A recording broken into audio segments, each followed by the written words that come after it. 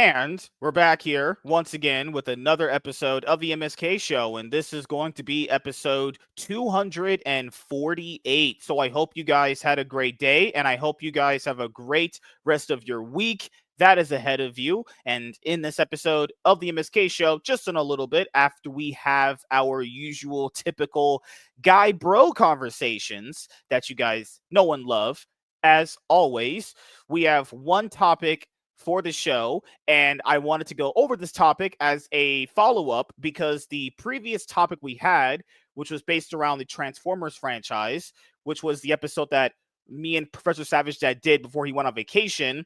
You can see that as some sort of like part one, I guess. And this is going to be the follow-up to that. And also the show that me and Professor Savage Dad do on Wednesdays said it might have to change the day because he is just busy, but we don't know yet currently right now. He has to let me know which day is going to work the best. But I kind of call the shots around here. I say what days we do this show because I'm the man in the relationship. I'm kind of like the Captain America of this, No? All right.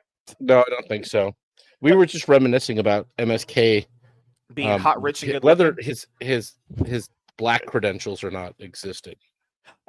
So we haven't seen Professor Savage Dad in a week. So the last time we had a show was a week before Memorial Day. So how was your vacation? Because you know what happened with this guy? He went out to Vegas and he saw Iron and Selena. Then he passed by my city, could have saw me, but he was like, you know what? I didn't pass by your city. I went nowhere near your city. If you go out to Vegas that way, you coming this way, you would have been here. No, I wouldn't. There's no way. I went out the 60 in Arizona, up the 93 in Arizona.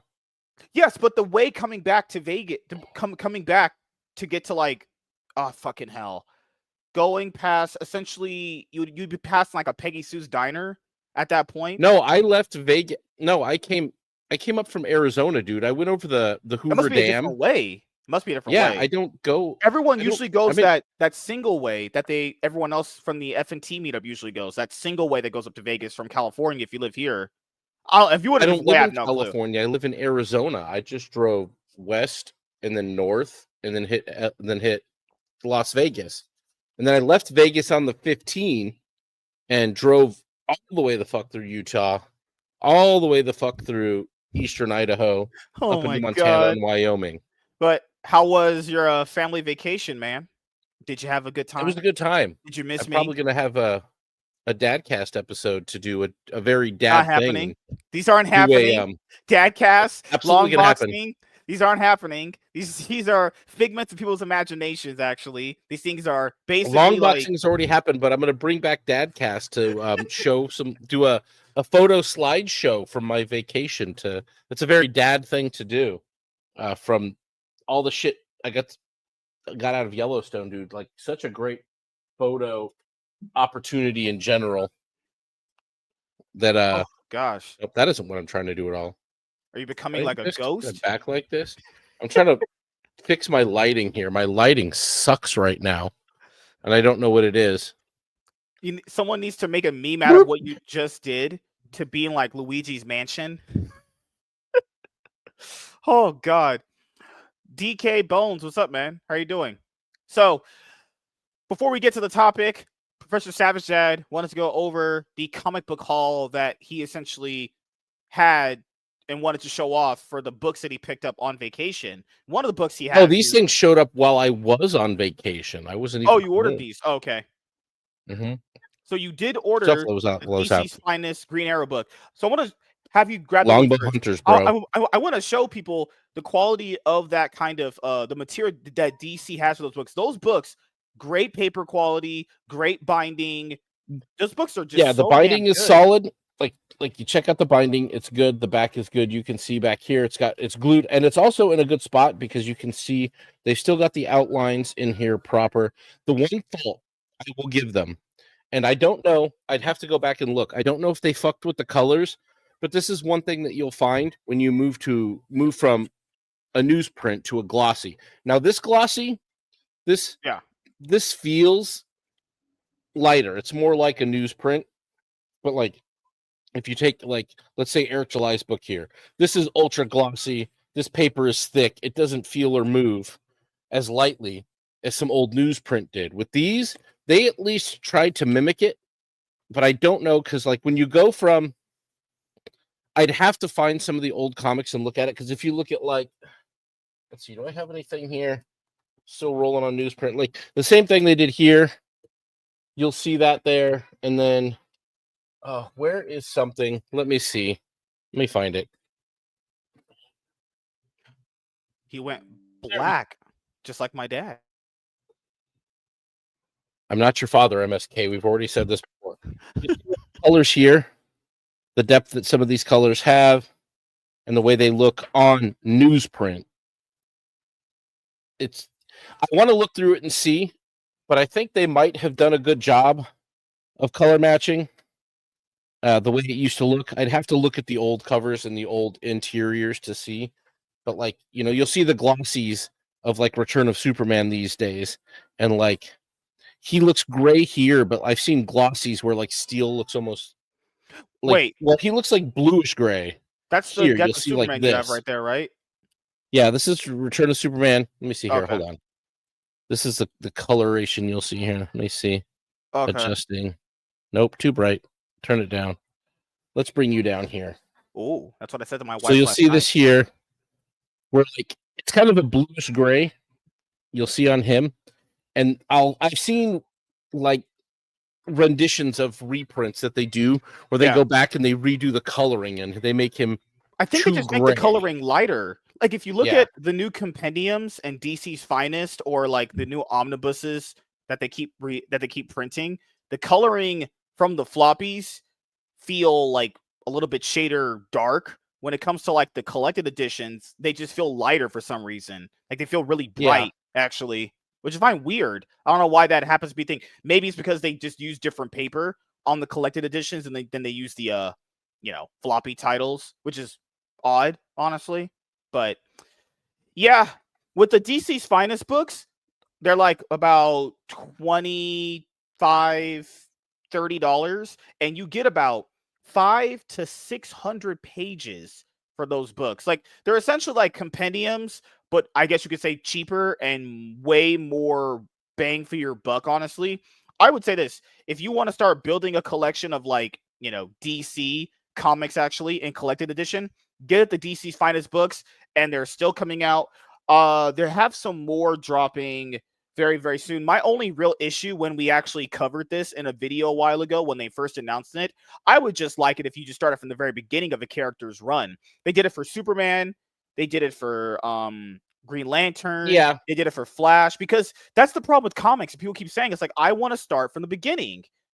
That format right there should start you from the beginning, and then you just keep building and building and building off of it. But DC wants to do jumping points where it's like, well, this is a great jumping on point, but if it's in a random place in time, I don't know how people are going to feel about that, because they're thinking like, hey, you could just watch a random episode of like CSI and then you'll just like it. But there are people out there that don't want to watch a random episode on like season 11. They kind of want to start from the very beginning of something. But then again, there are, but if I ran a comic book shop and I was telling people what to do, I would almost advise some people against that, because it's too dense. And there are places where you can jump in and get the point. Like there's a shit that you know about Superman as just being even a 30-year-old today that you already know. You know about Ma Pa Kent. You know about him landing. He's from Krypton.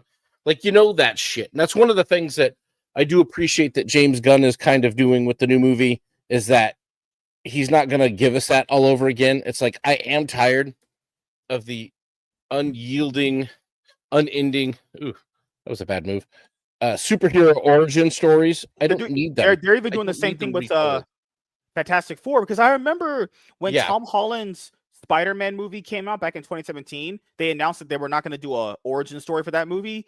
And they were basically just going to have him starting at a point, and then you're going to build off that. And then people were like, well, shouldn't you kind of want to have it told because this is a new version of him. Well, It it's like, already has been though. That's the yeah, thing, like though, you don't man. have to, You and know keep it. in mind, you don't always have to do an origin story. I don't get why people just don't utilize the only thing about BVS that I even enjoyed that Zack Snyder did as a concept was that he basically gave you Bruce Wayne's backstory instantly up front Yeah, in a flashback. You do it in and 2 seconds, and that's it. You don't have to have the if whole you, movie yeah, dedicated to an origin story. I think that's stupid, you know. So that on that part, I didn't agree. mind with that with Homecoming. The problem with Homecoming is like, well, they made his Aunt May his Uncle Ben May, which was just fucking retarded because that was just stupid. Yeah, I didn't even know I Uncle didn't. Ben. I I mean, just, that made no. yeah, Okay, I get it eating because of an Uncle origin Ben, you really story, do. but it's like, why does he have an Uncle Ben then? Like, what? Why did you take out that? But then again, Yeah, I didn't care for that. Even in the last movie that they did, that was one of the things I didn't appreciate. Like just completely erasing Uncle Ben from the scenario and making single mom Aunt May, which she was, to be fair, but early on in Peter's life, he had a father figure, and that's yeah. very important. And I didn't like that, but it is. What are you smiling at? My wife is blowing me under the table right now. That's not true. Um, but yeah, it's just one of those things. I don't think that you need to start now. What I would say is, I'd like, okay, do you want to? If you're interested in Spider-Man, okay, there's some key things that you might want to try to read or get trades of and check it out, see if you like it. If you want to start somewhere, though, if you want to start from the beginning, I would be pointing people to something more recent. Like, do you just want to read anything? What are you into? Yeah. Like, what do you want to check out? Do you want to start something? Okay, well, there's places where you can start something. Check things out from the Rippaverse. Let's see if you like anything there, because there isn't. You're not far away. There's things here to look at. And again, and I've said this before, and I will keep saying this. This imprint is no longer an indie comic thing. Look at the release schedule he's been doing. I Oh just yeah. picked up like 4 books from him. He's a publisher now. This is a publishing imprint. Whether or not, if comic book stores don't pick up on it, that they're kind of losing out, I think, because there will come a point where he's moving more shit than IDW. If he keeps up like this, dude. MyComicShop.com has his stuff. They're It the only does? place. Yeah, you can even get the covers on there too. The ones that are like campaign exclusive, Yeah. kind of collection exclusive. You can get the collection exclusive covers on there. Well, to be fair, unless they sell out. Because I remember he put out ISOM #1 covers on MyComicShop.com because it was Eric that pointed them out to me. Initially, I was like, "The fuck is MyComicShop.com?" Because I would basically buy my comic book title floppies off eBay, and I would get like 1,000 packages for how many books I needed to order. And then I was like, you know what? It's way more easier to just buy these all at once and just have a whole package sent to me. So he mentioned MyComicShop.com. I was like, okay, I'll just use this as my comic book shop to buy my new stuff at. And they have Rippaverse books there if people want to go buy them. Even the covers that may or may not be sold out, do recommend. honestly. Yeah. I After think the that's a great campaign, option. after the collection's over, you can get them. So after Zaylan ended, it was there for Comic Book Wednesday, which is good. Like, I feel like, I don't know why. I mean, unless they don't like Eric's politics, or unless they feel like they That's can't what move I it. think it is in some instances, but Yeah. in a lot of instances, actually. But the other thing I'd say is that, like, there's plenty of trades. If you're in Transformers, even if you're not a mecha fan, I would recommend. It is so well written that I would recommend. Walter There's plenty of said things that are more recent. Walter said Spider-Man. that he picked that up because we recommended it to him. The Transformers run. That's Who did? crazy. Walter, the guy who comments in the live stream sometimes. Oh, yeah. Yeah, he said because we had reviewed the first 2 trades. I will say this right now. When I was at work, I was thinking about the best collected editions that we reviewed on the channel.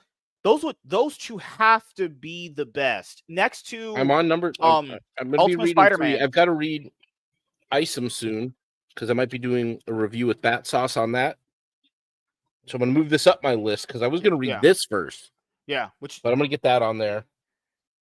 And easily the best collected editions that we read here were both Transformer volumes from Image and Skybound and Ultimate Spider-Man Volume 1. But those 3 right there. I got to get Volume 2 read, do I really do? I'm going to read this so I can get the review in this week. But this is probably next. Like, dude, they have so much other stuff going on. They have like Ultimate Spider-Man Incursion, and they have other bits and pieces going on in the universe. So yeah. I'm interested to see what Marvel is doing. I've been tempted to pick up maybe like Ultimate Wolverine's trade or something. I've read the first 2 issues of it. I think it's pretty good. I actually really enjoy Ultimate Wolverine. I've only read the first 2 issues. Me and Warren have to go through the later of them. Yeah. That I will say this: Ultimate Wolverine, the first issue, has one of the oh goodness, it's actually really good. I was thoroughly surprised by how good it actually was because initially when we did that video, I was like, this doesn't sound like it sounds interesting, but it doesn't sound like okay, I'll be grabbing this and reading this and reviewing this constantly. But I read the first issue and I was just so damn good. It feels very like Cold War. It feels like Cold Yeah. War Winter Soldier. That's what it kind of feels like. So if you like Cold War spy settings with like people that what are those characters that off people for someone? I forgot they're called. Hitman. Assassins. Yeah. So if you like Hitman, assassins, in like Cold War setting, Ultimate Wolverine's very good. I cannot recommend. I think that's the best 2 series from Marvel right now. Is Ultimate Wolverine and Ultimate Spider-Man. Those are the best 2 series from Marvel right now. Nothing I else. might check that. Yeah, I might check that one out. I was also thinking I need to get that Wolverine Predator trade that I keep or I have that one. I haven't read it yet. that I keep seeing. The Deadpool Batman thing, dude. I'm oh probably yeah, gonna you end weren't up getting here when both we of did that those. video. I was. Imagine Heard this: you guys talk about it. Grant Morrison, and Dan Mora, but you have Zeb Wells. Zeb Wells gets to write the Marvel one, which is crazy. Yeah, Zeb Wells is the only problem in this collection here, simply because I'm sorry, guys. You have Grant Morrison, arguably the best Batman writer in a generation, potentially the best Batman writer since Chuck Dixon. Mm-hmm. And then you have Dan Mora, current probably best artist, period, across the board. Easily top in 3 right now, yeah, if not number 1. And then you easily, have Greg easily Capullo. top 3 concurrently Greg working. Capullo's And then art Greg is Capullo, just probably amazing. One of the top 5 best Batman artists in the last 20 years. Maybe even remember, top 3. we did the video with me and Lunchbox Warren where we covered it. So basically, if you guys don't know, long story short, Marvel and DC announced they're going to do a collab together. Basically, Marvel gets to go first, then DC gets to go second. Marvel gets to pick their own 2. DC gets to pick their own 2. And then I will say this, even Marvel's cover reveal for Greg Capullo was not interesting. Like DC, there's no way DC's is going to be worse in there. I hope people understand about Zeb Wells. I read the first trade for Zeb Wells Spider-Man run.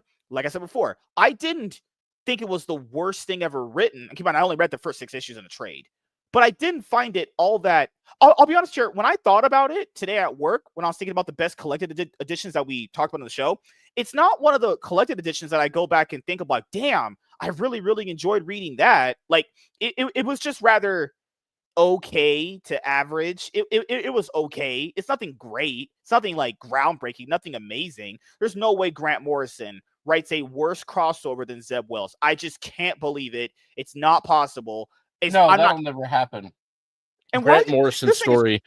I'm hoping Grant Morrison is really taking the lead on the plot and the story.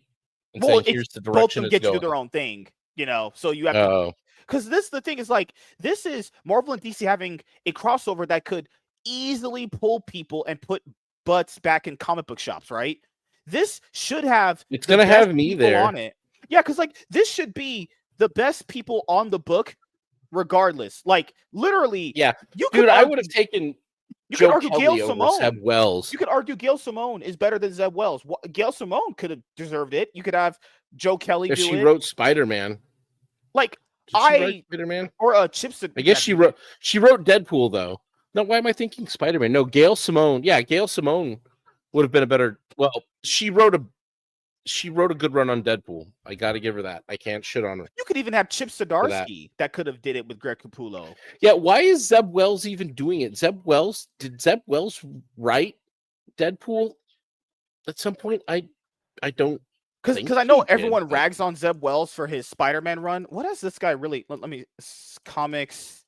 What we call a comics bibliography? Good lord. So Zeb Wells, his comics bibliography is, let's see what he has.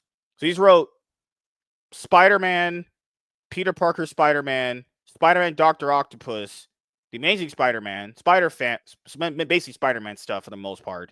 Venom Anti-Venom, Carnage, New Warrior. So he's running a lot of stuff. He's a pretty big resume here. And then he has his own. I think he has his own thing called Snake Woman up there. That's more of his indie stuff.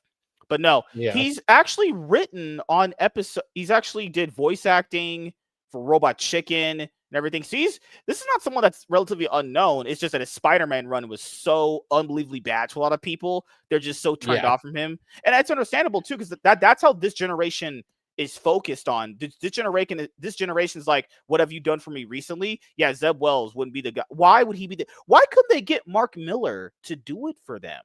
What was Mark Miller doing that they couldn't offer Mark him? Miller is the one that inspired this idea, and they could sit there and say, "Oh, we were thinking about this." Or No, Mark Miller is the one that told you to get good artists and good writers and put them together on something that would engage readers, and this does. But yeah, Joe Kelly would have been the ideal guy because he kind of defined Deadpool, the Deadpool that Marvel over-marketed into the ground and made disinteresting. And Grant Morrison kind of set the stage for Batman in the current era. Like, that would have been perfect.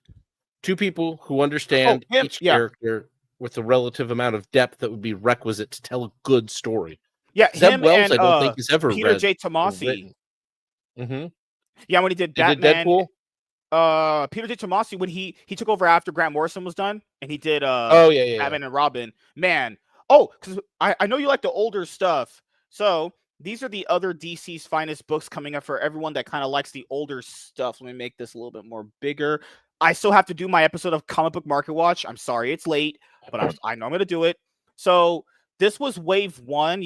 I bought every single one of these except for, I bought all of these. I bought all of these except for JSA and the 0 Hour event and Legion of Superheroes and Catwoman. Then, did they have one for 0 Hour? They have both parts for 0 Hour. I should probably get that. Both parts just came out. I have the one for... I might get that to go along with my Kyle Rayner compendium, because you kind of need all of the stuff from 0 Hour. I mean, I got this trade of just the miniseries, but I know there's a lot of other stuff going on in there. So you have Teen Titans, Judas Contract. You have Green Arrow. This one we have, obviously. Harley Quinn one. Longbow Hunters is a definitive Green Arrow story. Like, you ask anybody about Green Arrow, this is where you start if you're interested in Green Arrow. You don't need a lot of the other beginning shit. This is going to define Green Arrow for you. Did you ever read this story? Today. Batman Red Skies. Which story? Written by Doug Monek. No, I haven't. Monek. Yeah.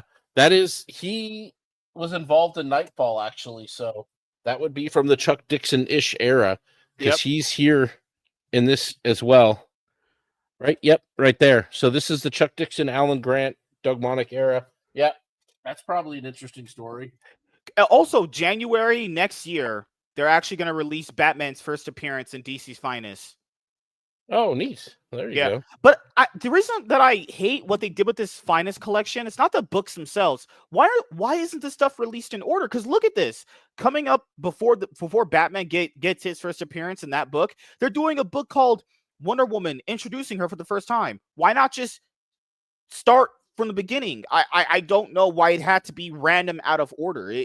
That's just going to confuse people. But fucking hell, DC. I mean, it's a great idea. It could have been literally a slam dunk idea if they did it from the beginning. The very first appearance to do it the way Marvel does it for their Epic collections. And these are even cheaper than Marvel's Epic collections. Marvel's Epic collections are $40 plus tax. These are $27.99, which is even less money. So fucking hell, DC. Jesus fucking Christ, man. But it's okay. It's okay. I've supposed to cope with whatever life throws at me. I am perfectly MSK is such a everything being an order whore. Whoa. Get down there. What are you doing? Calm down. Hey. Your thing is popping up. Your things, it's that thing that happened. You know the Family Guy special the Family Guy Star Wars special when it was Darth Vader versus Obi-Wan and Herbert's lightsaber was flaccid, and then when he saw Chris it got up. Oh yes, I do remember that. That was it's crazy. They don't have Herbert in the episodes of Family Guy as much anymore because he was whoo. Oh well, they can't, because in all honesty, I think Family Guy can't get away with half the shit they used to get away with. So oh yeah, Yeah. Of course, they're not going to have Herbert or any of the other things that were Oh, and before we get to the disturbing topic, but funny. oh my god, that last post you made about EVS, and then I trash talked him, and I said this is his favorite candy, which is Nutter Butter. Yeah, then he came in from behind the block like a little bitch. He Like he had me blocked and and then I he have blocked him blocked, me. but somehow he came in there Yeah. to Well, fuck. it's Like, because he what a was bitch! following I me. know he Remember? read it. Yeah. I know he read it, and you know what So he didn't do? Say a fucking word about it, bitch. we followed each other long, like way back. I think it was like 2023. We followed each other. Keep in mind, the reason why I didn't want him on the show when he came in was because, you know, I don't invite people from the chat. That's already a rule. But the other reason why I didn't do it is because originally I wanted to just kind of talk to him in a one-on-one like I have for the shows I do one-on-ones for. Then I just went into his DMs. I was like, hey man, can I ask you a question? He said no, and then blocked me. This is on my original Twitter account. He blocked me on my original Yep. Twitter account. I didn't have any malicious intent. I didn't do anything to this guy. I saw his live streams. I was like, this seems like a pretty cool guy to talk to. He worked for DC. He might have some Yeah. insight on the industry. Just blocked me out of nowhere. Then I had my second account, my second Twitter account that I use now. And then he followed me after I called Vicky Verse. I told her to stop eating ass behind the trash cans or something like that. I was fucking with her. And then he followed me. I followed him. And then I told this to myself, I would never let this guy on a show after what he did to after the things he's been doing to people. And I also wouldn't talk to him after he just kind of blocked me out of nowhere. It's like then one day Yeah. I was trash talking Katie did because she's fucking, you know, she's a fucking idiot, retarded whore. And he's like, I'll have He's a the conversation pedophilic because Katie did was talking shit about me. bestiality expert. Because Katie did was talking shit about me. And I was like, do you want to come? You can say this to my Katie face. did brought you up, huh? It was a Blew while ago. up. It's like it was. Oh, I forgot the actual context of it, but she was talking shit, and I said, "Hey, you can come say this to my face on the show. I'll invite you to the show. We can have a conversation." She was like, "No, you're disrespectful." That's literally what she said. I'm disrespectful. Me, I'm the disrespectful one. Crazy. And then Ethan came in that same thread. And he was like, I'll have a conversation with you." Then I was like, Ethan, I wanted to have a conversation with you a long time ago. You blocked me out of nowhere. Now he wants to have a conversation out of nowhere when I was shit talking Katie did. What? What logic is that? And then None. he's shit talked us constantly on Twitter randomly, and he wants to have why would I have a conversation with you? What do you got? Well, that's the thing.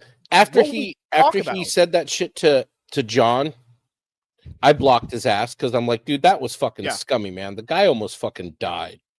Like, how would you have felt if people told you that? And then I told him that. I told him flat out, like, well, we should all go back to the hospital for yet another coronary episode. In that same thread where he said that to John, and he insta blocked me after I said that to him. And so I blocked him.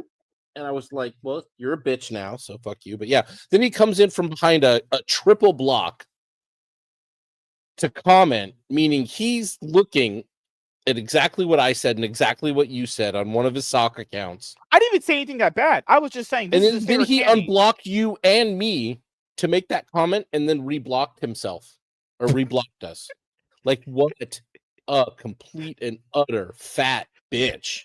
Seriously. Ethan is He's the like person Comics that Aaron should be the name of his fucking show. Ethan is the person that trash talks literally everyone and then got mad when he got trash talked just a little bit. That was very, Ethan, if anyone knows me, as you know, dude, that was very mild for what I could say about someone. It was very just mild. That's all I did. You would think for a guy that sucks as much dick as he does, he'd learn to give what he take or take what he gives, you know? Oh god. For being the power bottom that he is, or not power bottom, being the sloppy bottom. Let me correct that. For being the sloppy bottom that EVS is, you'd think he'd have some thicker skin out there, but I don't know. Maybe he hadn't had any blowjobs scheduled for the weekend, and that's what he decided to do, was to talk shit on a post. That I don't. You know what's even funnier? Nobody from Comics Gate came in and art. Well, I think one guy did. But usually they come in like leeches, dude, and they didn't even touch the thread, which I appreciate even more. Thank you, Comics Gators. I don't want you in my DMs. I don't want you in my threads. I don't want to talk to you. I don't care. You don't have anything new to say. So, yeah, because he's still sweeping for Nick Rekieta after Nick Rekieta crashed out on some OnlyFans whore. That I girl. thought She he was assaulted- shitting on Nick Reicade. I thought he was shitting on. Dude, No. Nick Reicade is done. Nick Reicade is beyond done. The body He's cam not going to go shit to that jail, Awful did. but he's but- finished. No, but he's trash, literally. Dude, I bitch at my kids, and I feel self-conscious about how fucking messy my house is. I got 3 kids. I don't have an eighth of the money that Nick Reicade does. Mostly from his family, not so much from streaming anymore. But the house isn't that fucking disgusting. So I can at least say that my house is cleaner than Nick Reicade. I'm gonna make a meme out of that. My house is cleaner than Nick Reicade is. Boom. Just be a little. Did like, you Facebook give notification when your kids couldn't sleep when they were younger? Did you give them like? Oh no, meth? you should see. No, you should see the fucking body cam footage from Recade's house. It's disgusting, and he's got a big fucking house out in the fucking woods in Minnesota. Minnesota. No, his house is He lives worse. in the same state worse. as Tim Walz as the governor. Oh hell no, Jesus Christ! Oh yeah, Fuck. they probably exchanged Once you blowjobs. already said, once you said Minnesota, and I was like Tim Walz, Minnesota. No, that's trash. That's automatically garbage. So Wait, and when your now kids the were, now the young, city. When your kids were young, did you give them meth to make them sleep through the night? No, not even Coke either. Yeah, it's like a My logical thing children- you wouldn't do. As a My parent. children learned at a very young age what that shit does because their aunt died from doing methadone. She was a heroin addict who then became a methadone addict and decided to mix that with some canned air whippets and But remember, died. Remember So, why told he the said he oldest did it. exactly how, Nick too. said the reason why he did it was because he thought that it would basically allegedly, whatever. If he sues me, he can sue these nuts in his mouth. He said allegedly. He said the reason why he did it was because he thought it would help with her. There was a problem with his daughter. She's like 9. There's a problem with her. She can't sleep or ADHD. It would help with her ADHD. That's why he said he did it. For what I know, he did it because there was a problem with her with like sleeping or whatever. And I was like, but that's still in stupid. the day. There has to be a prescribed drug. We don't have to give your kid in meth. the olden days.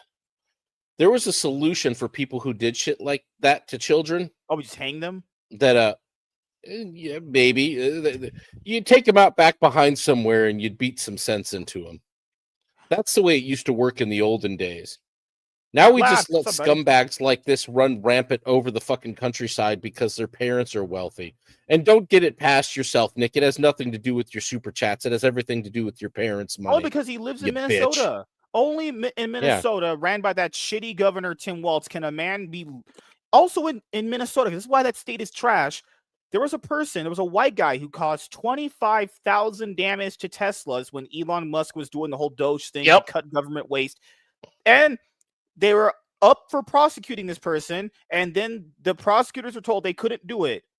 That's how trash Minnesota is. Minnesota is garbage. It's the same place where the BLM riot started back in 2020. Minnesota is terrible. I don't want anyone lives there. That state is ran by an absolute buffoon. Tim Walz is literally garbage. Minnesota is just California with more a worse lakes. governor, which is actually crazy to think about.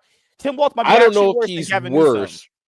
but I think Gavin Newsom and Tim Walz could probably suck each other's dicks. If they did a fusion dance like Goku and Vegeta to Dragon Ball Z, they would literally make Satan. That would be Satan's incarnate right there. Definitely the gayest governor ever. Only in Minnesota can you cause $25,000 of damage to someone's property and you not go to jail. Only in that state you can do that. Only there. You can, but in California, you can steal nearly $1,000 worth of someone else's property and not even get the police out there. I'm sad. Don't tell me this right now. Also, everyone know, Laps is going to be out for a week because he had a nasty fall and basically broke his back. Oh, fuck, bro. Yeah. Heal up, man. Yeah, he's I gotta gotta get Laps on long boxing so we can. Oh, yeah, you can have Laps on over me. Oh, yeah, that's cool. That's all fine. Yeah, motherfucker, you were always streaming. You can't do other people's shows. You don't fucking stop on your channel. You're always doing your channel all the time. That's all you. Shit. Oh fuck! But no, you can take a break from your fucking one of your shows once, and yes, I'll have you on long boxing. I have to solidify the fucking the day though. You know the person you should probably have on long boxing? Be The person who's most knowledgeable, the person who is most knowledgeable about comic books should be on Longboxing, which is tiny but fierce. Hertia knows a lot about comics and would provide a great analysis to the show. I can't do it with a straight face. I've never necessarily picked that up from Tiny. I think I she's more wouldn't of an either. anime fan. I was gonna say a moron, but Comic that's my books. opinion. You know, shit. I know that she's into anime. I don't know that she's into anything else. So, Oh, all right. But yes, we do wish Lapsed Comic Fan a speedy recovery because he is. I mean, yes, he's get well old. soon, dude. This guy is old. He's an old man right here. Yeah, he's got to get better so we can abuse him for streaming and other things. This man literally would just brag to me about how much money he would make. He's like, "Well, I'm just fucking filthy rich, and you're a poor black man." I'm like, "All right, that's Who does Lapsed? I don't get it. I don't get it. I don't man. know what Lapsed does that makes him so rich. Though he does have a decent comic book collection looking on the shelf there, though. So, I don't know. Yeah, he's good lord, got a lot of books. He's a huge Jeff Johns fan and a huge Jonathan Hickman fan. Jonathan Hickman writes some of the most. Jonathan Hickman is like one of the most anime writers in the industry. He writes very long stories that could, I'm not saying could end sooner, but he does take his sweet time stretching the stories out. Hickman is not as bad as Jeff Johns. Jeff Johns could, like, if Jeff Johns had to write a single issue of Green Lantern, he probably would have like run out into traffic. Like, he couldn't tell. Like, if you ask Jeff Johns the weather, like, it would take him a half hour to explain it to you. That's what I feel like. Like, okay, Jeff Johns is very long and drawn out, which is good for a far-reaching long story. I can't necessarily crap on what he did with Blackest Night and Green Lantern. His Green Lantern stuff was good, but there were times, multiple times, where I preferred Peter J. Thomas's Green Lantern Corps simply because you could get a nice, like, 5-issue, 6-issue arc out of him. Like, if you picked up a Jeff Johns trade paperback of Green Lantern, you've got to start at 1 and buy like 10 of them to get a whole story, because you end at 6, and it isn't even necessarily a cliffhanger because the story isn't even remotely done. You haven't even hit a plot beat. That was what Thinking Critical, that YouTube channel, Wes, he did a video with Comics with Perch. They were talking about basically comic books back in the day. You could essentially get like almost a full story in 24 pages, but now with comic books now, you get a full story in like 30 issues, which is crazy.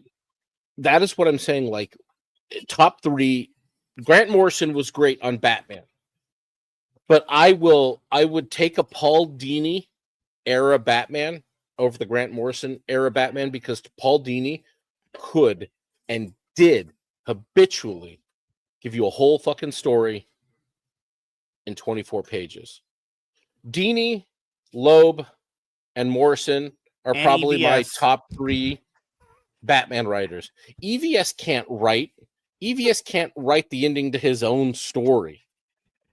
EVS can't even really draw anymore. EVS is not a creator before we go anymore. with the topic, he used to be. Mike Barron is doing an omnibus for Nexus. I don't know if you backed it. I don't know if I will. On Kickstarter. I don't know. I might. It looks interesting. I just backed Psychic Sam. I was over on John's Longbox watching his interview with John Romita Jr. John Romita Jr. is my number 1 favorite Spider-Man artist, period.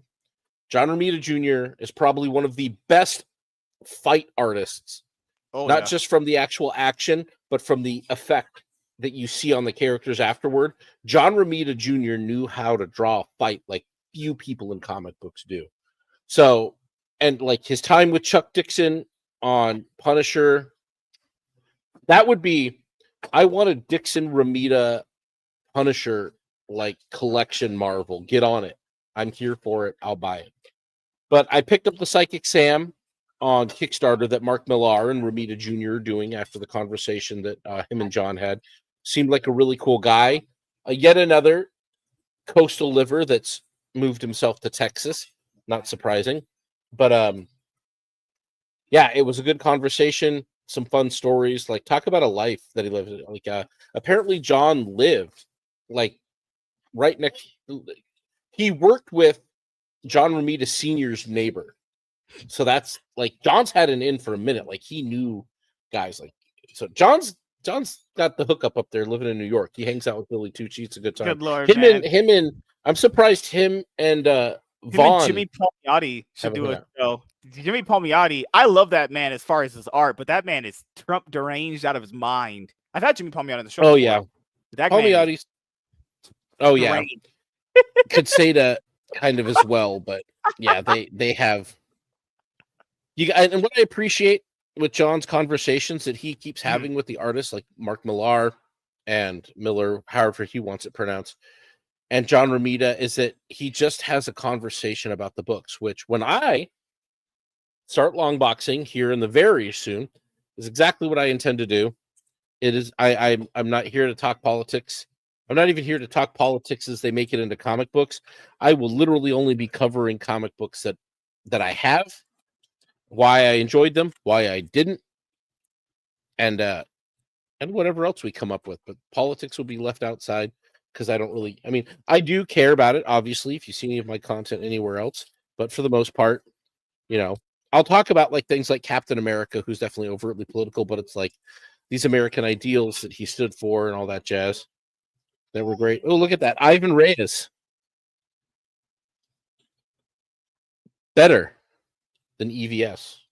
Well, Look at how much of the stuff that like I keep seeing Reyes on here, and I think that's because he came in, not necessarily just because he was a better artist, but because he was an artist that actually turned shit in for Green Lantern. The EVS wants to ride on the back of doing so much with Green Lantern, but it's like, bro, I want to look up I before we don't. do the video. I want to look up how many issues did he actually draw for Green Lantern. Yeah, him versus Ivan Reyes. Let's see. And Reyes, And let's look at some of Reyes' I don't art want to look here. up EVS Especially on my with fucking comics. you're gonna find all kinds of gross stuff going on behind pizza places if you look up EVS EVS's on your comic Google. books bibliography. Like, I think like if I remember this issue correctly, Reyes had some really good looking pictures. This is the return of Hal Jordan. There's some. I mean, there's people some know good stuff him. in here. Okay, so let me bring it up right now. People know him from the Green Lantern run from DC for his art. Keep in mind, he did the Superman Batman book with Ed McGuinness. Look at this. Oh my God. Everyone complaining about Zaylan, but look at that. Look at how his costume is off there. Oh my God. Are you saying professional comic books actually managed to not have their page alignment done perfectly? Look at that. You can see it. Okay, right there. Page alignment is off. So he was at DC Comics 2007, 2008, just the Green Lantern stuff. Green Lantern. Yep. So he did Green Lantern Volume 4, Issue 1. Green Lantern Volume 5, Issues 20, 24. New Gods, Green Lantern. Okay, so he worked on this for about a year? Just the one people remember, the Green Lantern Rebirth stuff. That was only for about a couple years, honestly. That wasn't even like, well, he did Rebirth, and then I don't remember how long he did it after Rebirth.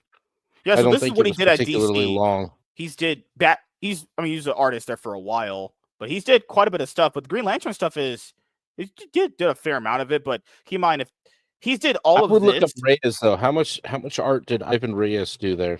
This is so crazy. How if you look at all caps comics, look at this. Look at this. Yeah, most of that shit hasn't and never will come out. They didn't even put Rainbow the Brute 2025. You could. They're gonna have to keep going back and changing that Wikipedia page. God, dude, I like how they drew Lyra here. I love how he said he worked at Marvel. This is all he did at Marvel. For everyone wondering, all he ever did at Marvel. He did 4 books. He did 10 times the work at DC. Look at this.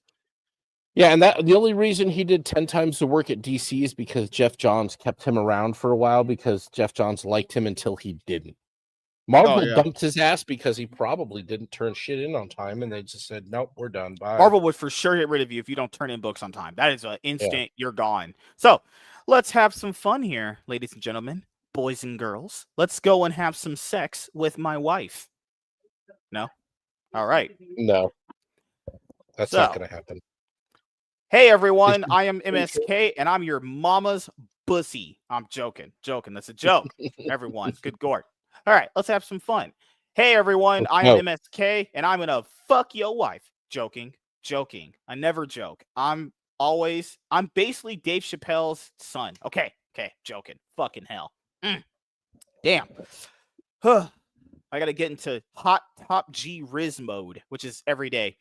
Hey everyone, I am MSK, aka Master Swag King, coming at you guys today with another video. And if you guys are returning viewers or new viewers, then please consider subscribing to the channel if you have not already. Leave a like on this video if you enjoyed it and comment down below. Also, make sure you guys hit the notification bell. That way you guys can get notified on whenever I upload a brand new video or go live. And in today's video, we are going to be talking about the Transformers and G.I. Joe crossover movie. Sounds great, but it is not needed right now. So, for those of you guys who haven't watched my previous video talking about basically the Transformer movies at the box office worldwide with putting something up my ass and then shoving it right in my mouth, joking.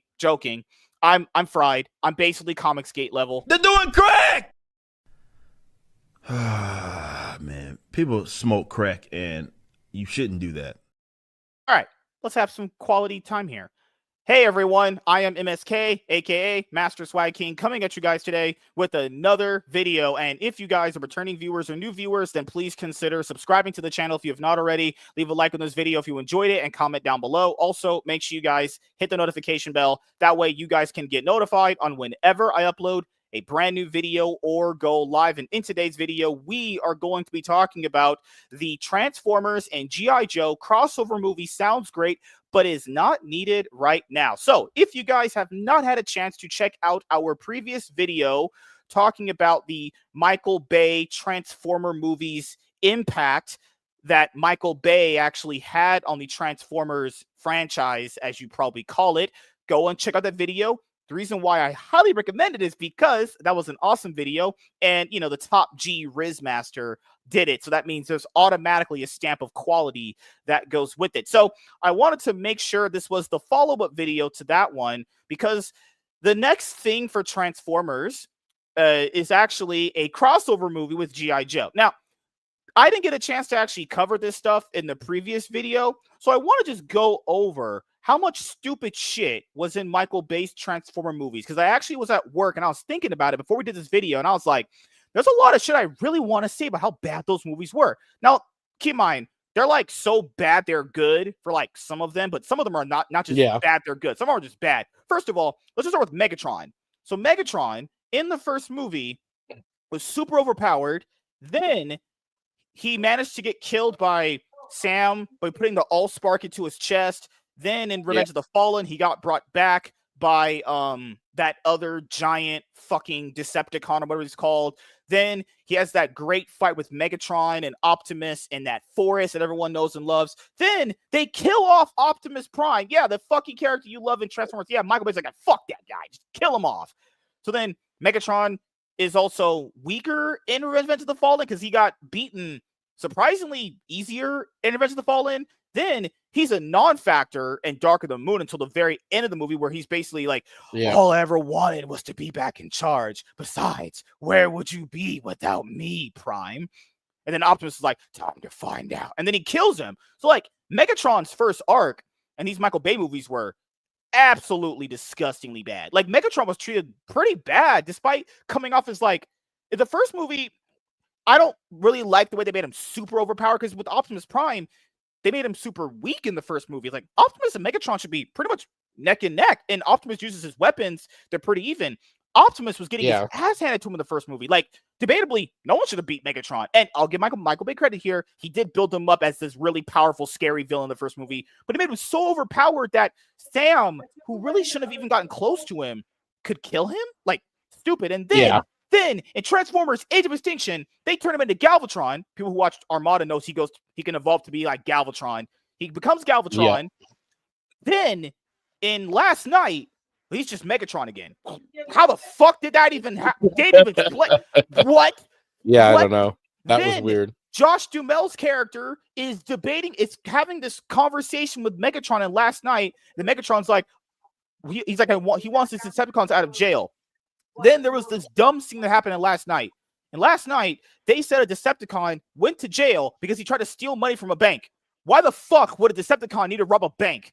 We're getting to like the retard territory here. Like, and then that was them trying to give the Decepticons a particular race, like the same stupid shit that they did with the ice cream trucks. Remember that?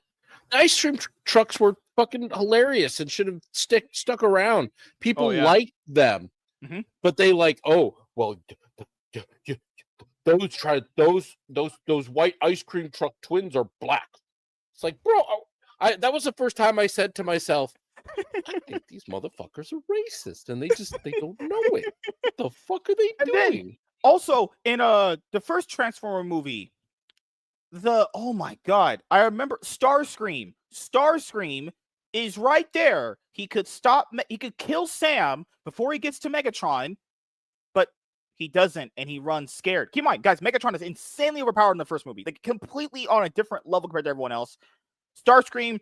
Then in Dark of the Moon is having Sam hang off his eye and kills him. I'm just sitting there like, all right, this is getting in stupid logic territory. Jetfire can power link with Optimus, but then he dies.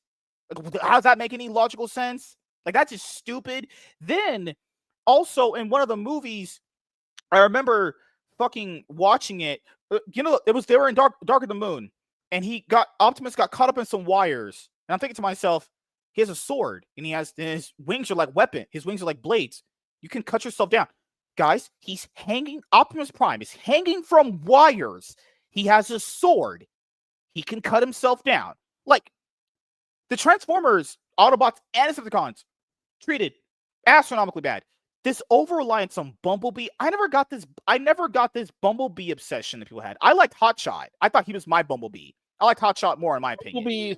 Bumblebee was there because he was kind of before Hotshot. But the thing that annoyed me about the way they dealt with Bumblebee is the shit with him, the shit with his voice, and never really figuring it out. Like, they constantly would fuck with it. Like, the first movie, he gets it back. The next movie, it's gone for no reason. And it's this stupid thing of never giving Bumblebee a voice that never worked. It's like, could we just stop with whatever? It made no sense. It was no good plot point. It wasn't even funny after a while. Like, it was funny maybe a little bit at first, but it didn't hold up. The joke was played out before the first movie's credits rolled. Yep. But they didn't fucking let it go. And that always annoyed me.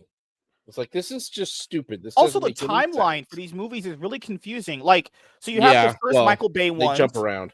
Then Bumblebee originally, when it was talked about before it went into production, was confirmed to be a prequel to the 2007 Transformer movie. Then Bumblebee comes out.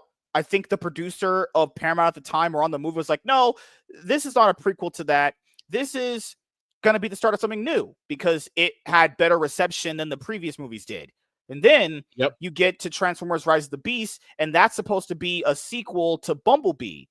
Because if people factor in having it a prequel to the first movie doesn't make any sense, because in the first movie it stated that the Autobots, when they first came to the planet, that was their first time.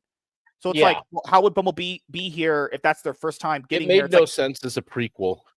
Not to mention also that the entirety of the art direction for it was very different. It was inarguably better art direction in the Bumblebee movie than the prior movies. You watch all of the flashback shit, which is a little bit of a Cybertron, they took a lot from the really Warner Cybertron games. Yeah. And you got good looking versions of the Transformers as opposed to this fucking Bayformer razor blade bullshit that we were treated to initially. So they looked better. I got a cab over Freightliner red Optimus Prime like God intended. So I like. I see what you're saying, because the Bumblebee movie has like this 1980s, 1990s kind of feel to it, and it didn't just really translate to the style of what Bay had already did. And then another thing with the Transformer movies that really always threw me off, like, I think the Optimus Prime stuff is the best stuff in the movie, but I remember Peter Cullen talked about the voice acting for Optimus Prime in the Michael Bay movies. In Dark of the Moon, when he kills Sentinel. When Sentinel's like, all I ever wanted was to like fucking keep our people together. and then Optimus Prime just blows his brains out. It's like, and then Peter Cullen was like, would he really do that? It's like, Optimus Prime was doing some mad, insanely questionable stuff in these movies. He's murdering people pretty cold blood. Is that what Optimus Prime would do? Probably not. That's just how bad these movies have gotten at one point, you know? Yep. Also, they never used Unicron. You never had. There's so many other Decepticons they could have used. The treatment of Megatron, the treatment of. They killed off every likable Autobot. Ratchet, The treatment of all Ironhide, of the Transformers was like really Jazz. boring because we spent way too much time with the stupid fucking human plot point that we never needed. None of the humans were ever good. I know people like. Not a what's one the of guy- them. Not at all. What's the guy that yelled a lot? I forgot his name. He was in the Batman movie. Fucking hell, I can't remember his name. He was like one man alone. I forgot. Oh, I think it's Josh something. Josh Duro. Josh Duhamel? No, not him. It was another guy. I forget his name. He was just every character was just, they would always be loud. They're just yelling all the time. They're never like just having a conversation. It's just loudness constantly. Yeah. Shia LaBeouf just yelling Optimus like he's a fucking autistic weirdo constantly. It was stupid. Dude, Shia LaBeouf was on something for those movies. Like, I appreciate the work that he's done since. Like, he's done some movies and been a decent actor in them. Like, he got better. He grew up, but he was not good in those movies. Oh, John He took Turturro. away a lot. John Turturro was definitely on John meth. Turturro. Yeah. That man was on meth. Straight up meth when he did these movies. Everybody seemed way strung out in these movies. Like, they took out the to be fair, twins. like, Remember Megan Fox where was the was twins? at her hottest in those movies. She was. Hmm? Yeah. The twins are just But gone. that was because Yeah, they just got rid of the twins because us racists feel like they're racist, so we're gonna be mad about the transforming ice cream truck because so cringe, racism, man. even They though treated every argument Demolisher- we have about it is terribly racist. Demolisher got killed by the U.S. Army. Demolisher got destroyed by the U.S. Army of all things. You know how powerful Demolisher is? It's crazy. This stuff is ridiculous. And then in Dark of the Moon, they use Soundwave, and he just gets killed. Soundwave is like one of their biggest Decepticons in Megatron's army. Shockwave is treated like crap. Shockwave talks like 3 lines.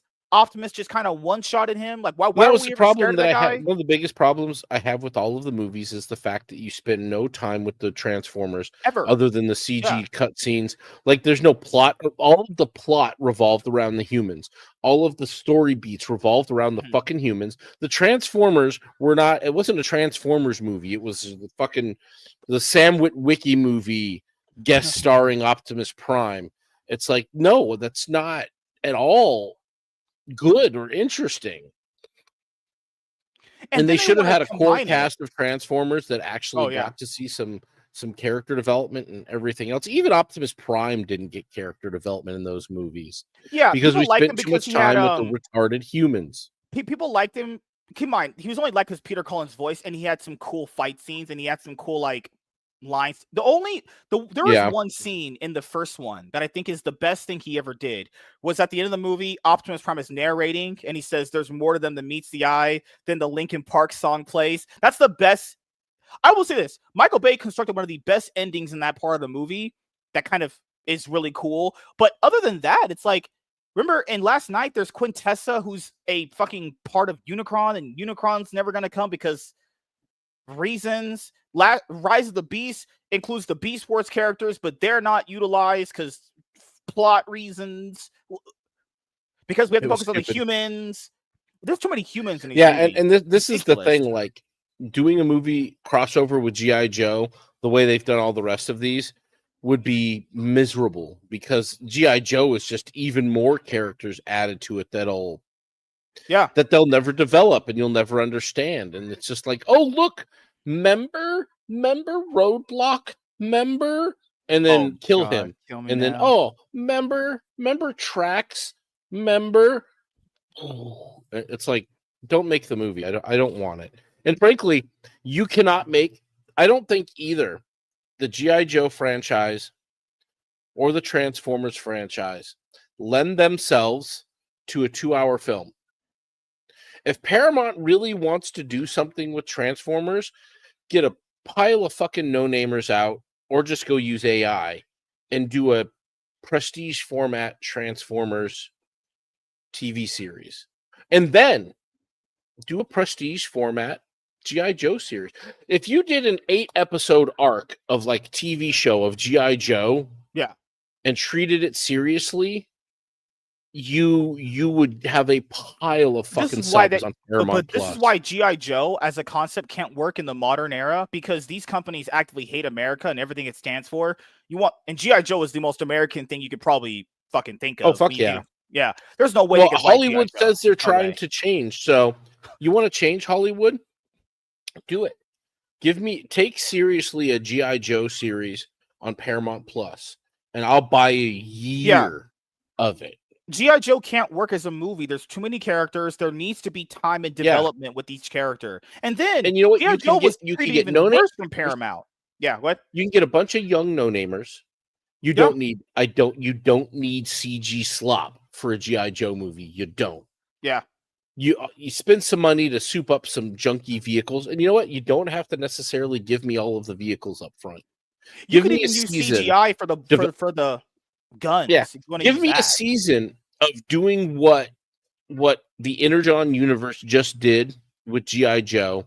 Yeah, developing Duke and Scarlet, Destro and Cobra.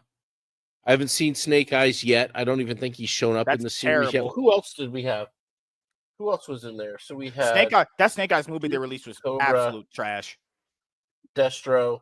No, the old Snake Eye movies was, but maybe like take these characters primary to the concept of G.I. Joe, and give us 8 episodes, 10 episodes, whatever you can do. You don't need a lot of CG. Just shoot on location, have some interesting vehicles done up, and that's it. I don't need a celebrity on this. The IP itself sells itself. Get me some no-namers that are coming up that can fucking act and read a script. Yep. Give me go pay Robert Kirkman to fucking write you a script. That's where you spend the money. Get Robert. He's already doing a good job with this, or even better than him. Get Joshua Williamson to give you a script for this, Paramount. You already have the rights to this shit. You already got it. You can do this. This is already here. You will get people, and you do this, and then you do the same fucking thing with Transformers with the same guy.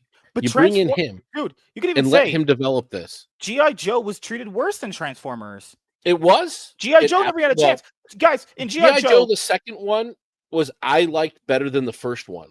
The first one was the silliness. Concept the second already one they ruins at least it. Tried yeah. to. I understand why the second one's a little bit better. You do have that Zartan scene. That was the best scene. You got better actors. You got better people in there. All the Joes. They killed every Joe. Like, so you never could go anywhere further with it. After I hate to admit it, but The Rock's Roadblock was perfect casting. But he took over the whole movie's production, and was the problem.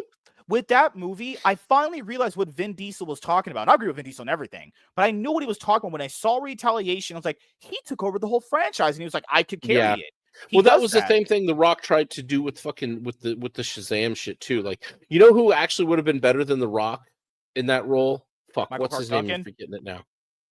No. Other bigger black guy. Funny guy though. Shit. Tyrese. I'm forgetting his name. Not Tyrese Gibson. No. Tyler Perry. No, damn it! Come on, dude. He's funny. He's good too. He was in that cop show. Fuck, what was it?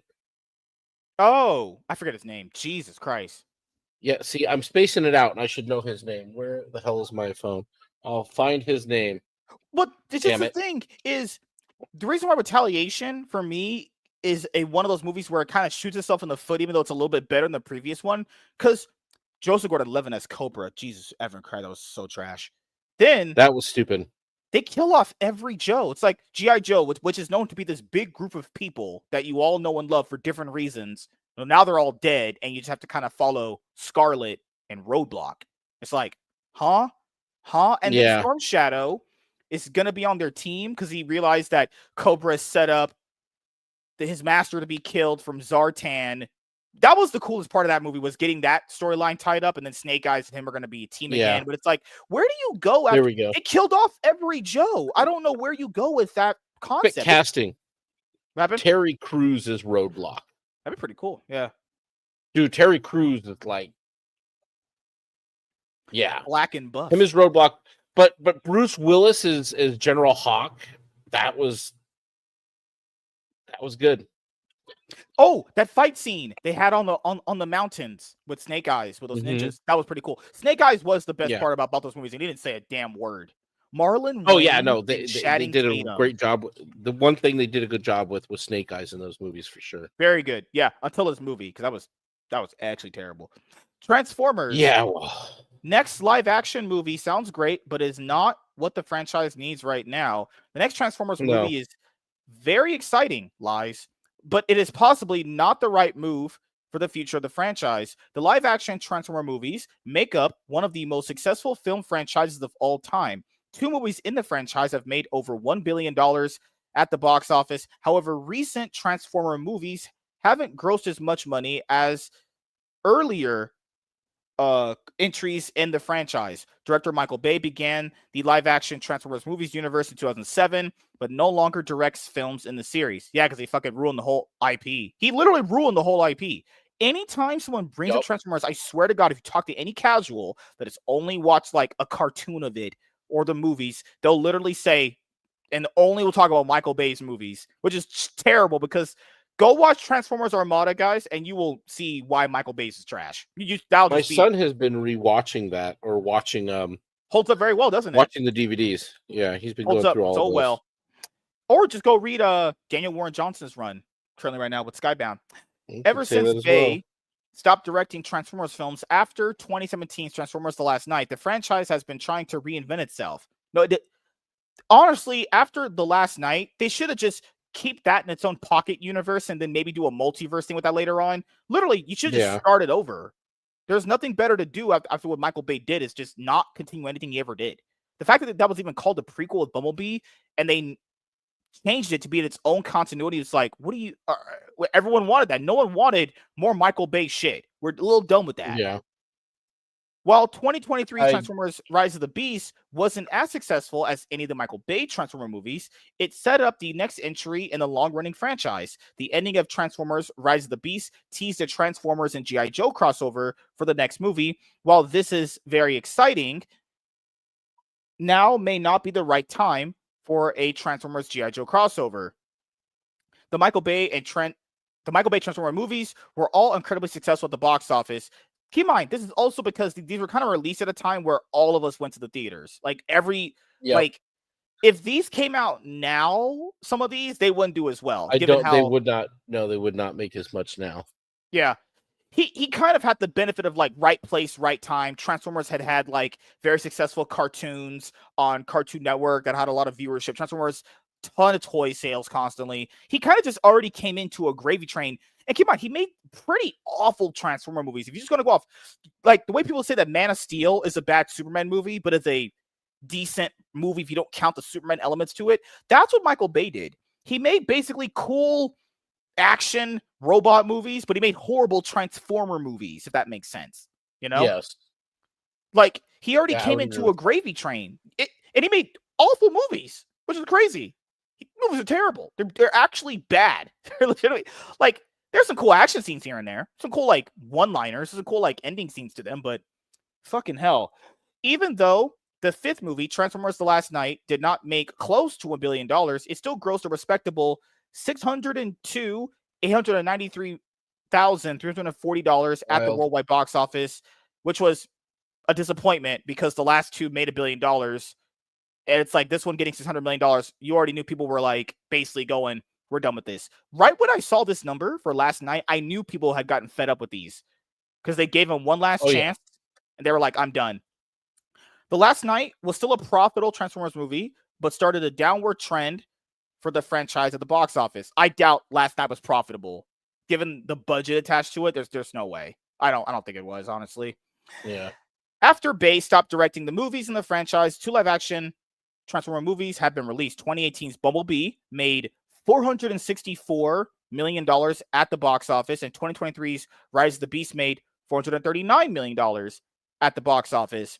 These box office earnings would be amazing for most movies, but there are higher standards for Transformer movies. Transformers is a major franchise, but it has clearly been struggling recently at the box office. Therefore, it's possible now it's not the right time for a Transformers G.I. Joe crossover. With his 5 movies, Bay determined exactly how a Transformer movie should look on the big screen. That's sad.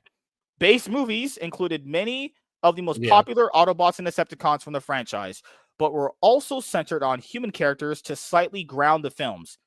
The human characters were not grounding anything, but making things unwatchable. Ever since Bay stopped directing Transformer movies, it is clear that the franchise has been trying to pave a new path forward. However, the most recent Transformer movies have still largely felt the extensions of Bay's series. Since the most recent Transformer films have remained so connected, both visually and thematically, to Bay's movies, the franchise has not found a new identity. Therefore, now is not the right time for a Transformers and G.I. Joe crossover movie, since the franchise is still finding its footing in a new era. It is okay. It is okay for upcoming Transformer movies to technically be set in the same universe as Bay's films, but the franchise needs to do something more unique to prove that a massive Transformers G.I. Joe crossover movie is warranted. Yeah, because I'll be honest, I've never really found what the appeal would be to kind of combine them. Like, what is the appeal of combining G.I. Joes and Transformers together? I don't really know why that I just don't get it. You know, I mean, you can make it work, cool, but I just don't see the reason for it. Bumblebee was actually a surprising critical success, but most critics were underwhelmed by Transformers Rise of the Beast. Yeah, because it wasn't good. The tease of a G.I. Joe crossover at the end of Rise of the Beast may have been exciting, but it is important to remember that the rest of the film was not that impressive. Ever since the release of Rise of the Beast, practically no details have been revealed about the upcoming Transformers and G.I. Joe crossover movie. Transformers and G.I. Joe are both massive franchises. I wouldn't say G.I. Joe's massive anymore. G.I. Joe's, I guess, massive if you were born in like the 80s, but kids nowadays don't even know what the fuck G.I. Joe even is. So there should be a lot more hype about the crossover film than there currently is. After the underwhelming response to Rise of the Beast, it seems now that it is not the right time to release a Transformers and G.I. Joe crossover movie.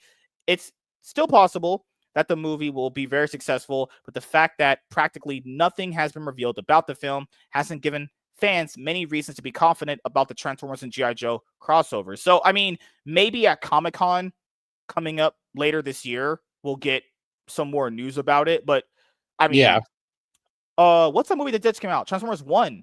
That came out, that failed completely. Yeah, I was hoping that was the start of an animated series and not like, I don't know what it was, in all honesty. Kind of a one-off thing. It would make more sense as an animated series than anything else. So I don't know. But yeah, I don't, like I said, there is no right time for those movies anymore. They're not going to work, and they don't. You need a series, dude. You cannot tell these stories. And this is the thing that they're going to start really realizing about comic books. Even though Disney cannot do a decent Marvel series to save their fucking lives, the best live action shit that has ever been made as far as a Marvel comic book is concerned was what Netflix did with Daredevil. Period. That's it.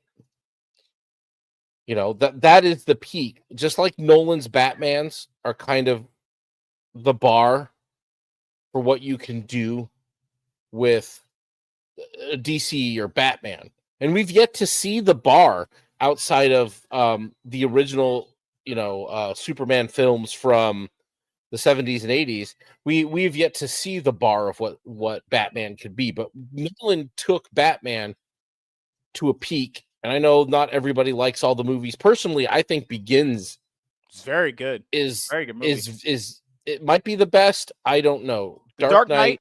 Yeah, was Spider-Man 1, Spider-Man really 2, good. Batman Begins, and Yeah. The Dark Knight. Those are the 4 best superhero movies live action. Yeah, and ever. Spider-Man, as far as like film goes, Spider-Man 2 is So the damn peak good. of a Marvel film. Like Daredevil is the peak of what they did in the series. And they made it work with the Spider-Man films. But it only kind of worked. How much better would Spider-Man 2 be if Spider-Man 2 played out over, like, say, an 8-episode series with all the same actors? Oh yeah, that wouldn't You'd work. get so Yeah. much more depth, so much more. Like, it would have been so fucking good. You know, That's all why. of it, because you Yeah. would have had more Yeah. time with it, and it'd be more worthwhile. That's why And I the think problem is Transformers like and GI they, Joe function better as yeah, TV series than movies. There's just not enough yeah, time. Transformers, no matter what, is going to cost them some money in CG. Maybe this is one of these things where you start looking to try to leverage AI to save money. But GI Joe could be True. done dirt cheap. Yeah. It could be done dirt fucking cheap.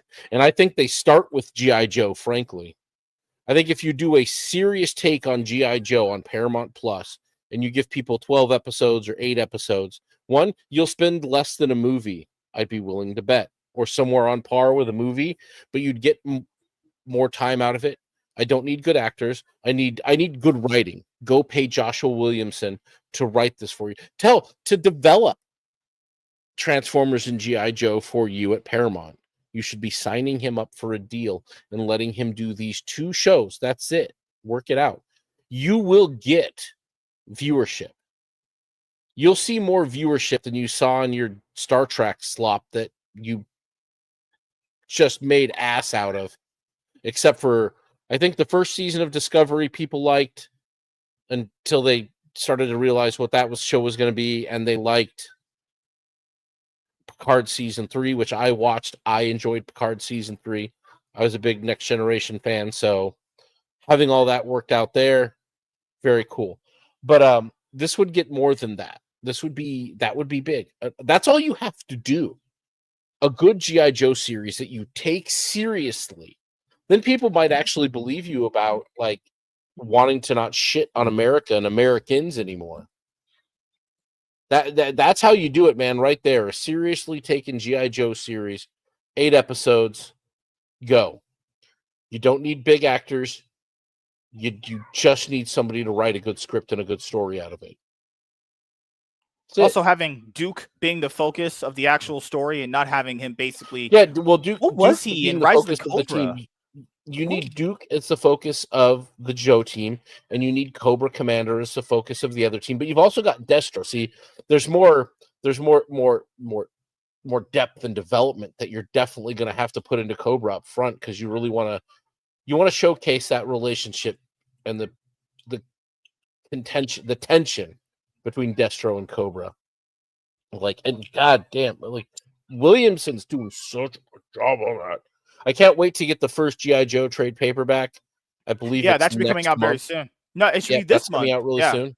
Yeah. Is it this month? It should be this month. Oh, Yeah, that's hopefully right. It's the soon. 17th. Yeah. I have Void Rivals coming next week. 3.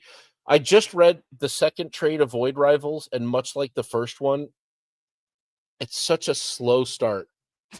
It's a slow burn, dude. It's a build, but then the ending was good. I really enjoyed the ending. Like, you get to the end and you're like, you're just burning through the pages.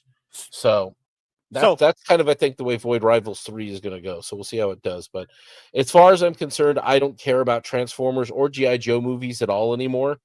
Make a prestige series out of them on Paramount Plus. Since if you're not getting rid of the damn Paramount Plus, then use it. Yeah, do something with it. And that would be better than most of the rest of the crap that anybody else is doing. And Paramount's already got the Taylor Sheridan verse going on. I was watching the last season of Mayor of Kingstown last night. I watched Landman. I watched Tulsa King season 2, first episode.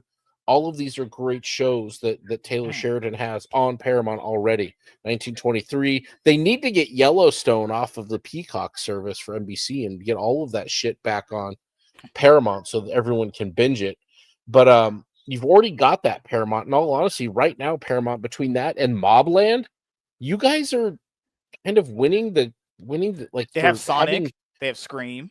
Yeah, they have all the Sonic stuff that kids love. They have the Scream stuff for your horror folk. They have tons of horror, actually, dude, on Paramount. There's so much horror on Paramount. So much horror. Like, Paramount actually might have one of the better services. Like, I look they at actually HBO have a Max. really good.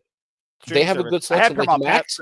I've had Paramount Plus before. It's very, very good. Yeah, Max barely has I look at the stuff that's on there, and there's just so much cringe trash. The DC You have catalog to gets ripped apart. shovel Yeah. off of that to get through Max. Netflix doesn't have anything overly interesting right now, really. Apple TV Plus, do you guys have that one? Apparently, I don't have it, but apparently there's good stuff on Apple TV. And no one's I haven't getting watched it. Peacock because we're not gay. But for me, Peacock had the John Wick show that I want to watch, but that's like it. And then there's Amazon just had Clarkson's Farm, or has Clarkson Farm. The last episodes air this Friday, or tomorrow on Thursday, actually. And that show is so fucking good. That is probably the best reality television show I've ever seen, other than Top Gear. So for me, this just screams of, I don't know, desperate from the studio, honestly. Yeah. Because G.I. Joe has never made money financially at the box office to justify this, and Transformer movies are on the down and down and down decline, as they highlighted, right? Yeah. So they're going to combine two declining franchises in a crossover to have a bigger declining box office with them both in it. I truly don't know why they would do it. It makes no sense. Transformer movies have not made any significant money in a while. The last one just flopped. Literally, Transformers 1 flopped. Snake Eyes G.I. Joe Origins, which is an awful fucking movie, a true disrespect to the character of Snake Eyes, flopped completely. Why are we combining these?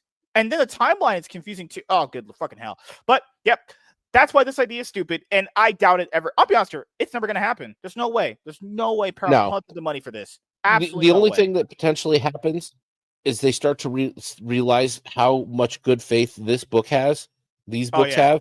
Yeah. And they get in bed with Robert Kirkman and Joshua Williamson, and they say, hey, could we do a TV series out of this? G.I. Joe, you could. They could do G.I. Joe tomorrow, like I said, with a minimal budget. You'd probably be able to do G.I. Joe for 8 episodes less. Maybe if you did it right, for like $20 million.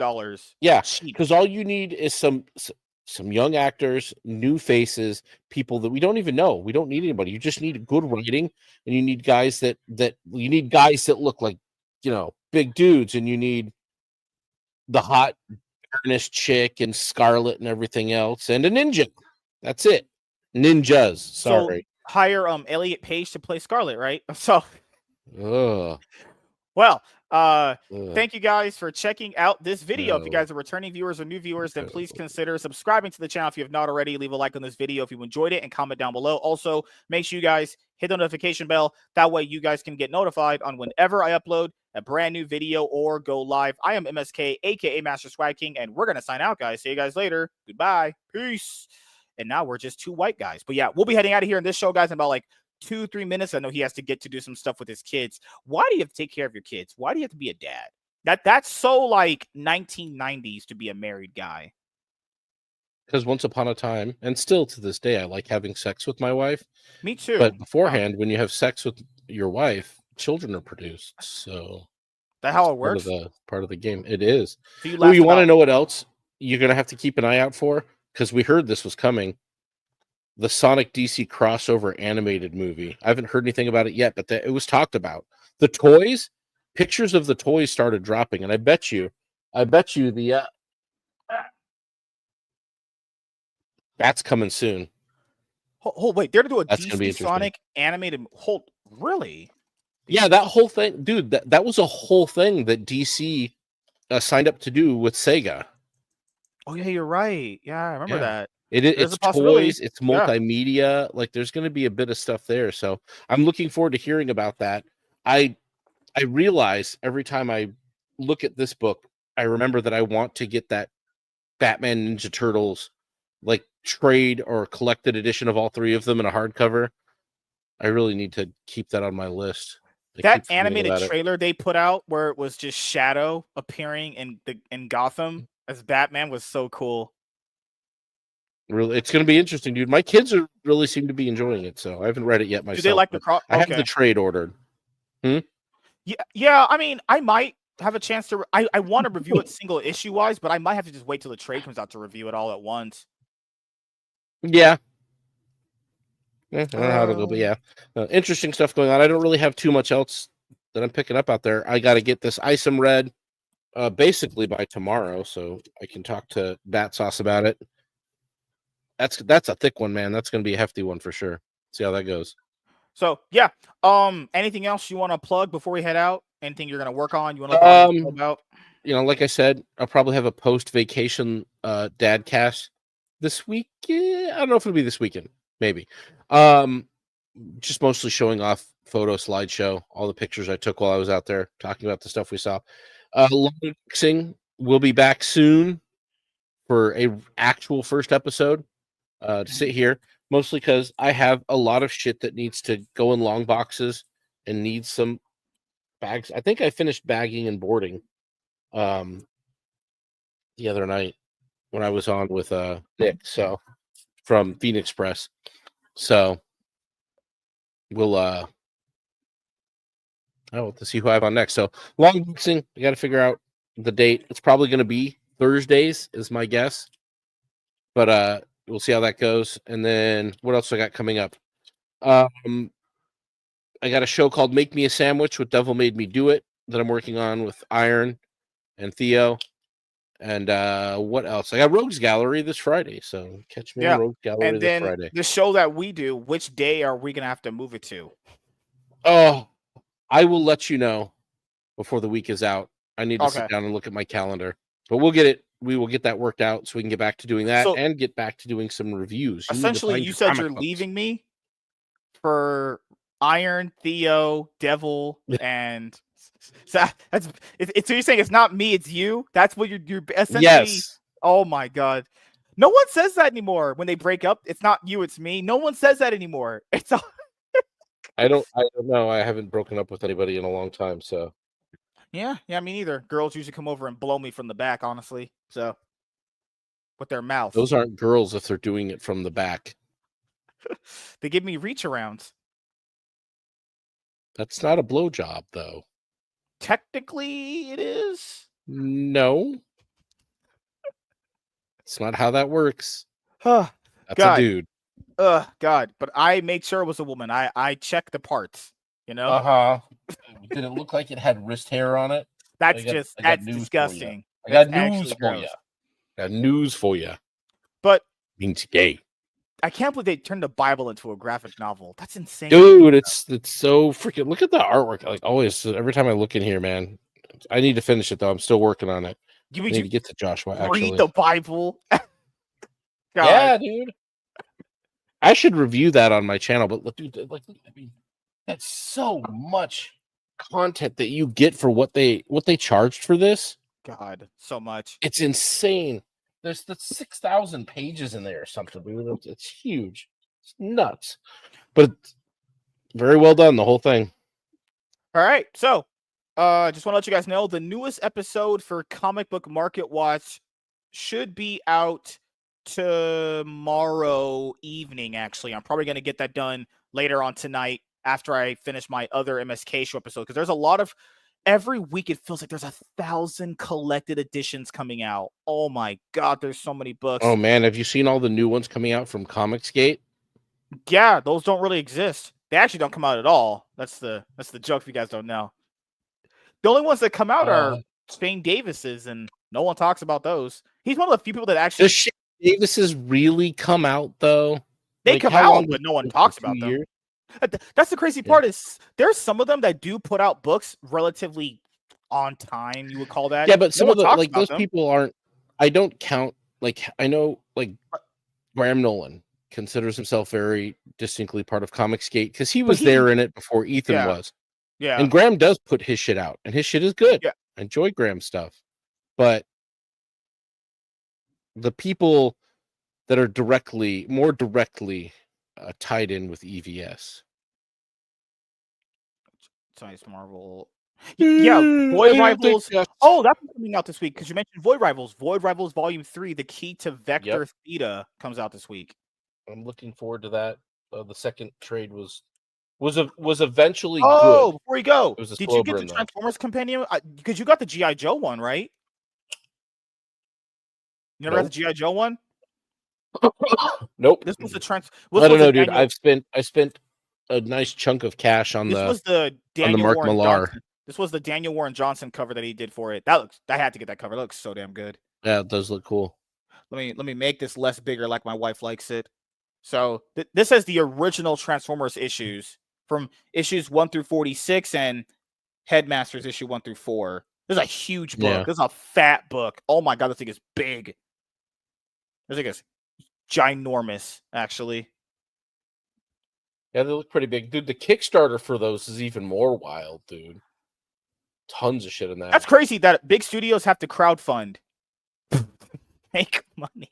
I think it's really more of a bit of a marketing gimmick for one, but two, it's also to gauge interest. The you would interest? say? Yeah. If there isn't enough, then they just don't. They don't. It also keeps costs down low because then they don't have to actually print a bunch of them either. You're not printing You're not over printing. You're pretty precisely printing them, and as a crowdfund, more people will understand. Like, well, if you didn't get it, it's gone.